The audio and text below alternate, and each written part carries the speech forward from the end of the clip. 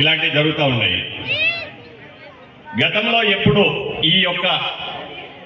ఈ మందిరానికి రానప్పుడు దానియల్ అనేటటువంటి మా సహోద్యోగికి పొదిలి డిపోలో జాయిన్ అవ్వకముందు మా సంఘం ఎప్పుడు కూడా వెనుకంజలో ఉండేదన్నమాట. అంటే ఎన్నికలు జరుగుతాయి, ఎన్నికలలో ఎప్పుడు వెనుకంజలో ఉండేది వాళ్ళం. అలాంటిది దానియల్ అనేటటువంటి వ్యక్తి మా సంఘంలో చేరి ఆయన చేరిన తర్వాత ఒక ఎన్నికల ప్రచారం సమయంలో ఈ మందిరానికి రావడం జరిగింది. గౌరవనీయులు మన భాస్కరరావు పాస్టర్ గారు వారి ఆశీర్వదించి వారు ప్రార్థన చేసి మమ్మల్ని పంపించడం జరిగింది.